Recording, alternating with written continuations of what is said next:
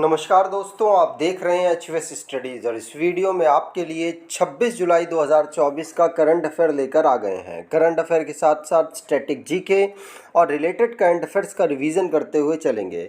अगर आप इस चैनल पर पहली बार आए हो तो चैनल को सब्सक्राइब कर लीजिएगा। वीडियो अच्छी लगे तो वीडियो लाइक करके ज़रूर जाइएगा। लास्ट में आपके लिए क्विज़ रखा है, उस क्विज़ को ज़रूर सॉल्व कीजिएगा। चलिए बात करते हैं लास्ट डे की क्विज़ की। लास्ट डे आपसे क्वेश्चन पूछा गया था, Ibrahim Iskandar became the 17th king of which country. तो इब्राहिम इस्कंदर किस देश के 17वें राजा बने हैं? तो आप सभी ने आंसर मलेशिया दिया था और मलेशिया ही सही आंसर है। आज के पहले क्वेश्चन की बात करें। पहला क्वेश्चन है, Krishnan Venkat Subramaniam has recently been appointed as the CEO and MD of which bank. तो कृष्णन वेंकट सुब्रमण्यम को हाल ही में किस बैंक का CEO और MD नियुक्त किया गया है? तो ये नियुक्त किया गया है फेडरल बैंक का। किसका? फेडरल बैंक का MD और CEO के रूप में कृष्णन वेंकट सुब्रमण्यम को नियुक्त किया गया। इन्होंने अभी जो श्याम श्रीनिवासन है उनकी जगह ये लेंगे और अब ये अगले MD और CEO बन जाएंगे फेडरल बैंक के। अब जो अपॉइंटमेंट से रिलेटेड क्वेश्चंस बने हैं उनको रिवाइज करते हैं। पहला क्वेश्चन पढ़ लिया। दूसरा, पेटीएम पेमेंट बैंक ने अरुण कुमार बंसल को मैनेजिंग डायरेक्टर और CEO अपना जो बैंक है उसका नियुक्त किया है। ये फॉर्मर एग्जीक्यूटिव IDBI बैंक में रहे थे।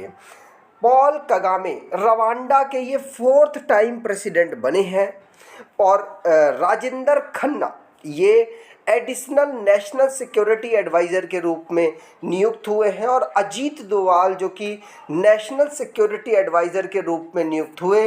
इन अजीत डोवाल के अंतर्गत ही राजेंद्र खन्ना काम करेंगे। आगे अब अगला क्वेश्चन है, recently which institute has received the first technology award for its pioneer work in the field of horticulture sciences. तो हाल ही में किस संस्थान को बागवानी विज्ञान के क्षेत्र में अग्रणी कार्य के लिए सर्वश्रेष्ठ प्रौद्योगिकी पुरस्कार मिला है? तो ये अवार्ड मिला है Indian Institute of Spices Research को। Indian Institute of Spices Research को उनकी जो बेस्ट टेक्नोलॉजी अवार्ड मिला उनके हॉर्टिकल्चर साइंस में जो उनका अभूतपूर्व कार्य हुआ था उसके लिए, उनका जो अतुल्य योगदान हुआ था उसके लिए। तो Indian Institute of Spices Research को अभी रिसेंटली में बेस्ट टेक्नोलॉजी अवार्ड से सम्मानित किया गया। उनके हॉर्टिकल्चरल साइंसेस की फील्ड में जो किए गए कार्य हैं उनके लिए ये अवार्ड जो यूनियन एग्रीकल्चर मिनिस्टर है शिवराज सिंह चौहान उनके द्वारा ICAR की 96th फाउंडेशन डे के अवसर पर दिया गया है। ठीक, आगे बात करें। अब अवार्ड ऑनर से रिलेटेड क्वेश्चंस बने हैं उनको रिवाइज करते हैं। पहला क्वेश्चन पढ़ लिया। दूसरा, विजय अमृतराज और लिएंडर पेस इनको पहले एशियन मैन के रूप में international tennis hall of fame में शामिल किया गया है। रामचरण ये Indian film festival of Melbourne में सम्मानित किए जाएंगे। भारत में जो सिनेमा है उसको प्रमोट करने, उसको आगे ले जाने में जो इनका योगदान हुआ है उसके कारण। प्रहलाद चंद्र अग्रवाल इनको, ये एक इंडियन स्पेस साइंटिस्ट है, इनको हैरी मैसी अवार्ड से सम्मानित किया गया। नागालैंड को best state of horticulture award 2024 का मिला है। बागवानी के क्षेत्र में इन्होंने बेहतरीन काम किए हैं जिसके लिए इनको ये अवार्ड मिला है। और 15th नंबर का महाराष्ट्र को बेस्ट एग्रीकल्चर स्टेट अवार्ड से सम्मानित किया गया। शाहरुख खान को लोकार्नो फिल्म फेस्टिवल में करियर अचीवमेंट अवार्ड से सम्मानित किया जाएगा जिसको स्विट्जरलैंड में ऑर्गेनाइज कराया जाएगा। अगर आप कोई ई बुक परचेज करना चाहते हैं तो डिस्क्रिप्शन बॉक्स में लिंक है, वहाँ से ई बुक परचेज कर सकते हैं। अगला question, how much amount is to be allocated to Bihar for project in the union budget 2024 25। तो केंद्रीय बजट 2024-25 में बिहार को परियोजनाओं के लिए कितनी राशि आवंटित की जानी है? तो बिहार को बजट में सबसे ज़्यादा राशि यहाँ पर आवंटित की गई है और बिहार को 58,900 करोड़ रुपया यहाँ पर अलोकेट किया गया। उसके बाद सभी राज्यों में आंध्र प्रदेश का भी काफ़ी ख्याल रखा गया, उनको भी काफ़ी पैसा अलोकेट किया गया। और उसके बाद सिक्किम, जहाँ पर बाढ़ वगैरह आई, असम में बाढ़ आई, उनको भी कुछ कुछ पैसा दिया गया है, लेकिन सबसे ज़्यादा पैसा बिहार को एलोकेट किया गया। विपक्षी सांसदों का कहना है कि कुर्सी बचाओ बजट था ये, क्योंकि बिहार में जो नीतीश कुमार हैं उनकी पार्टी एनडीए को सपोर्ट कर रही है और आंध्र प्रदेश की जो पार्टी है, जो इस समय पर चीफ मिनिस्टर है, उनके द्वारा भी यहाँ पर इनको सपोर्ट किया गया, बीजेपी को सपोर्ट किया गया, जिसकी वजह से सरकार अभी चल रही है। तो 58,900 करोड़ का जो प्रोजेक्ट है बिहार में, अभी केंद्र सरकार के द्वारा अभी पैसा अलोकेट किया गया है, जिसमें से 26,000 करोड़ रुपया सिर्फ रोड कनेक्टिविटी को बेहतर करने के लिए यहाँ पर अलोकेट किया गया, जिसमें पटना, पूर्णिया, बक्सर, भागलपुर को कनेक्ट करने के लिए एक्सप्रेसवे डेवलप किए जाएंगे और अन्य जो एनर्जी क्षेत्र में है उनमें भी पैसा अलोकेट किया गया और भी कई जो फ्लड मैनेजमेंट और रिलीफ सेंटर्स हैं उनको बेहतर करने के लिए भी पैसा अलोकेट किया गया है। अगला question, what is the name of दरबार hall located in Rashtrapati Bhavan? तो राष्ट्रपति भवन में स्थित दरबार हॉल का नाम क्या कर दिया गया है? तो दरबार हॉल का नाम अब चेंज करके कर दिया गया है गणतंत्र मंडप। क्या? गणतंत्र मंडप। तो सेकंड ऑप्शन यहाँ पर बिल्कुल सही होगा। तो दरबार हॉल का नाम गणतंत्र मंडल कर दिया गया और अशोका हॉल दोनों राष्ट्रपति भवन में अवेलेबल है, अशोका हॉल का नाम अशोका मंडप कर दिया गया है। ठीक, आगे अगला question, who secured their first Formula Two victory at the Hungarian Grand Prix after Richards Verschoor was disqualified? तो रिचर्ड वर्चूर के अयोग्य घोषित होने के बाद हंगरी ग्रैंड प्रिक्स में किसने अपनी पहली फार्मूला 2 जीत हासिल की है? तो ये भारतीय हैं जिनको ये जीत हासिल हुई है, जिनका नाम है क्या? तो कुश माइनी। कौन?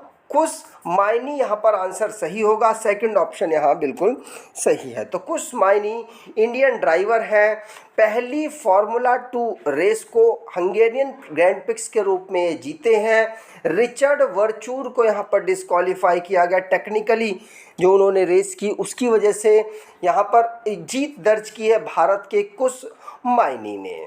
आगे अगला क्वेश्चन है, Upper Karnali hydrogen electric power project recently seen in the news is located in which country? तो हाल ही में खबरों में रही अपर कर्नाली जल विद्युत परियोजना किस देश में स्थित है? तो अपर कर्नाली जल विद्युत परियोजना ये नेपाल में स्थित है। कहाँ पर? नेपाल में। भारत का पड़ोसी देश है नेपाल, वहाँ पर अभी रिसेंटली में Upper Karnali hydrogen electric power project ये चर्चाओं में आया। ये कर्नाली रिवर पर नेपाल में डेवलप किया जाएगा भारत की सरकारी कंपनी के माध्यम से। Indian renewable energy development agency limited IREDA के माध्यम से इसमें 290 करोड़ रुपया इन्वेस्ट किया जा रहा है, जिसमें 900 megawatt Upper Karnali hydrogen electric power project के लिए के माध्यम से एनर्जी भी डेवलप करने का टारगेट रखा गया है। वैसे इसको 2008 में यहाँ पर डेवलप किया गया था और अवार्ड भी दिया गया था। यहाँ पर अब भारत की कंपनी इन्वॉल्व हो रही है, इसीलिए चर्चाओं में आ गई है। अगला question, recently which Indian state has made its mandatory for tourism vehicles to carry garbage bags? तो हाल ही में किस भारतीय राज्य ने पर्यटक वाहनों के लिए कचरा बैग ले जाना अनिवार्य कर दिया है? तो ये अभी रिसेंटली में सिक्किम ने किया है। सिक्किम में मैंडेट कर दिया गया है कि अगर आप टूरिस्ट व्हीकल लेकर आ रहे हैं तो आपके पास कैरी बैग जिसमें आप गार्बेज को इकट्ठा कर सके वो होना चाहिए। अगर आप ऐसा नहीं करते हैं, चेकिंग में अगर आप पाए जाते हैं तो आप पर पेनल्टी वगैरह भी लगाई जा सकती है। ठीक, तो सिक्किम के द्वारा ये अनाउंसमेंट किया गया क्योंकि बहुत सारे लोग सिक्किम जाते हैं, वहाँ की जो हिमालयन इकोलॉजी है उसको देखने के लिए उसकी तरफ आकर्षित होते हैं, लेकिन लोग कूड़ा भी फैलाते हैं। इसी के लिए ये रोक करने के लिए सिक्किम जो सरकार है उन्होंने ऐसा डिसीजन लिया है।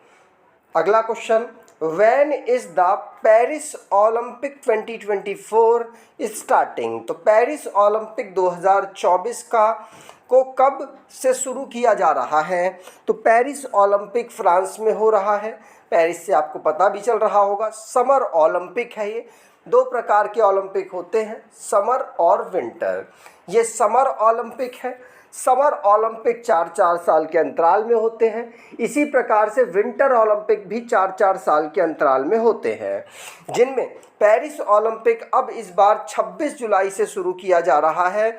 मतलब कल से ही आप इसको, मतलब आज से ही आप इसको देख सकते हैं। तो स्टार्टिंग जो इसकी ओपनिंग सेरेमनी है उसमें जो हमारे बैडमिंटन खिलाड़ी पीवी सिंधु और साथ साथ टेबल टेनिस के खिलाड़ी एक और है, उनका आपको नाम कमेंट बॉक्स में बताना है। अभी नाम मेरे दिमाग से इसके बिल्कुल कर गया है, बिल्कुल जुबान में है लेकिन याद नहीं आ रहा। तो वो अभी यहाँ पे ओपनिंग सेरेमनी में भारत के फ्लैग को लेकर ध्वजवाहक के रूप में काम करेंगे।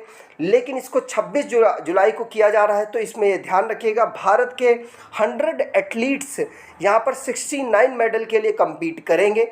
16 स्पोर्ट्स में भारत के प्लेयर्स पार्टिसिपेट करेंगे। रोहन बोपन्ना जो कि 44 साल के हैं, सबसे ओल्डेस्ट प्लेयर हैं। ये टेनिस स्टार प्लेयर हैं और ओल्डेस्ट स्टार तो हमने बता दिया, लेकिन अगर यंगेस्ट की बात करें तो स्विमर धनिधि देशुंगु 14 ईयर की हैं, ये भी इसमें पार्टिसिपेट कर रही हैं भारत की तरफ से। अगला question, recently scientists from which country have developed a robot face with living skin? तो हाल ही में किस देश के वैज्ञानिकों ने जीवित त्वचा वाला रोबोट चेहरा विकसित किया है? तो जीवित त्वचा वाला रोबोट अभी रिसेंटली में जापान के द्वारा विकसित किया गया। यहाँ पर सेकंड ऑप्शन बिल्कुल सही है। मिंगाओनी जो कि जापान टोक्यो में ये यूनिवर्सिटी अवेलेबल है, वहाँ पर रोबोट फेस जो कि ह्यूमन टिश्यू का डेवलप होगा उसको यहाँ पर डेवलप किया जा रहा है। इस रिसर्च को तोशी तकेउची यहाँ पर लीड कर रहे हैं, जिनका मेन फोकस रोबोट में ह्यूमन जैसा सिस्टम पूरा डेवलप करना है और बाहरी कम से कम उनकी त्वचा को उस प्रकार से डेवलप करने की ये कोशिश कर रहे हैं। अगला question, on which date was India's national flag adopted by the Constituent Assembly? तो भारतीय संविधान सभा द्वारा भारत का राष्ट्रीय ध्वज किस तारीख को अपनाया गया था? तो ये अपनाया गया था 22 जुलाई को। कब? 22 जुलाई 1947 1947 को या इसे भारत के फ्लैग को अडॉप्ट किया गया था और 15 अगस्त को आपको पता है भारत आज़ाद हो गया था, ठीक, ब्रिटिश रूल से। अब लास्ट डे के करंट अफेयर्स को रिवाइज करें तो मलेशिया के 17th किंग बन चुके हैं कौन? इब्राहिम इस्कंदर। लिएंडर पेस और विजय अमृतराज जिनको international tennis hall of fame में शामिल किया गया, ऐसे शामिल होने वाले ये एशिया के पहले पर्सन बने हैं। और 6.21 लाख करोड़ रुपया यूनियन बजट में अभी जो मिनिस्ट्री ऑफ डिफेंस को एलोकेट किया गया और सारी मिनिस्ट्री सारे डिपार्टमेंट्स में से सबसे ज़्यादा पैसा मिनिस्ट्री ऑफ डिफेंस को ही दिया गया है। एम्प्लॉयमेंट स्किल ट्रेनिंग MSME और मिडिल क्लास पर फोकस करके निर्मला सीतारमण जी के द्वारा यूनियन बजट को प्रेजेंट किया गया, मतलब मेन थीम यही रखी गई। और 900 करोड़ रुपया यहाँ पर खेलो इंडिया इनिशिएटिव के लिए यूनियन बजट में एलोकेट किया गया है। स्विस ओपन यूकी ब्रम्बरी और अल्बानो ओलिवेट्टी ने जीत लिया, जिसमें यूकी बम्बरी ये भारत से बिलोंग करते हैं। 20 लाख रुपए यहाँ पर मुद्रा स्कीम की लिमिट कर दी गई है, लोन लिमिट पहले 10 लाख थी, बढ़ाकर कोलकाता में ministry of coal and mine के द्वारा नेशनल लैंडस्लाइड फोरकास्टिंग सेंटर को इनॉग्रेट किया गया है। और DRDO के द्वारा प्रलय मिसाइल को लॉन्च किया गया था। और ये चर्चाओं में क्यों रही? क्योंकि अर्मेनिया इस पर इंटरेस्ट दिखा रहा है। तेलंगाना की जो राज्य सरकार है उन्होंने राजीव गांधी सिविल अभया हस्तम स्कीम को लॉन्च किया, जिसके माध्यम से अगर आप UPSC के प्री एग्ज़ाम को निकालते हैं तो आपको 1 लाख रुपया फाइनेंस असिस्ट करवाया जाएगा तेलंगाना सरकार के द्वारा। राज्य में कैंडिडेट के नंबर्स को बढ़ाने के लिए ऐसा किया जा रहा है सिविल सर्विसेज में।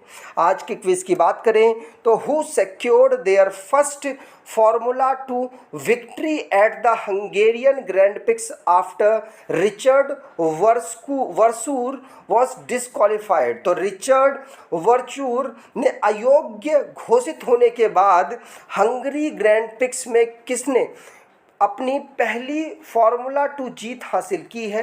कमेंट बॉक्स में डिटेल में आंसर दीजिएगा। अगर आपको ये वीडियो अच्छी लगती है तो आपसे अनुरोध करूंगा वीडियो को लाइक कर दीजिएगा, चैनल को सब्सक्राइब कर लीजिएगा और अपने कुछ दोस्तों तक वीडियो को शेयर ज़रूर कीजिएगा। धन्यवाद।